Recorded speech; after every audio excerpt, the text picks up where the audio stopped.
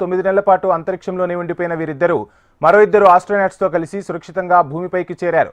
అంతర్జాతీయ అంతరిక్ష కేంద్రం నుంచి బయలుదేరిన క్రూ డ్రాగన్ వ్యోమనౌక ద్వారా తెల్లవారుజామున సరిగ్గా 3:27 ఫ్లోరిడా సముద్ర తీరానికి చేరుకున్నారు.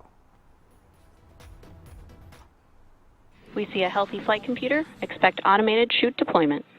Earth.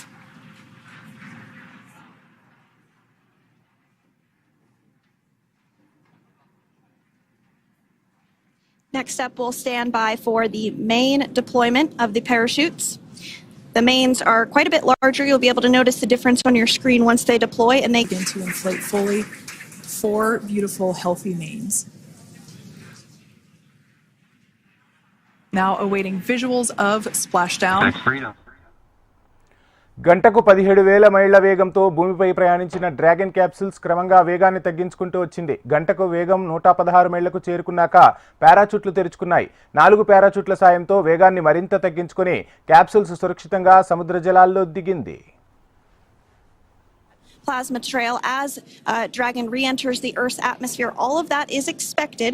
We are anticipating an acquisition of signal around 2:51. Copy that, Freedom. Great news there from Commander Nick Hague reporting back. We see a healthy flight computer. Expect automated chute deployment. Earth.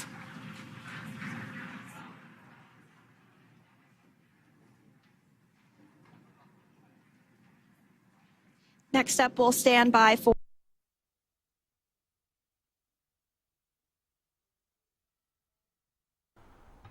NASA సిబ్బంది అక్కడికి చేరుకుని చిన్న బోట్ల సాయంతో దానిని ఓ నౌకపైకి తీసుకొచ్చి ఒడ్డుకు చేర్చారు. అనంతరం వ్యోమగాములను హ్యూస్టన్లోని జాన్సన్ స్పేస్ సెంటర్కు తరలించారు. అక్కడ వారికి వైద్య పరీక్షలు నిర్వహించారు.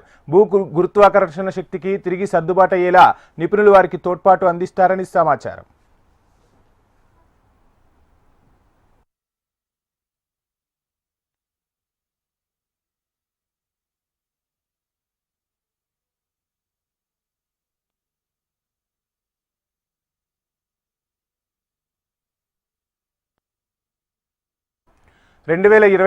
జూన్ 5న ప్రయోగించిన బోయింగ్ వ్యోమనౌక స్టార్ లైనర్లో సునీత విల్మోర్లు కలిసి అంతర్జాతీయ అంతరిక్ష కేంద్రానికి వెళ్లారు.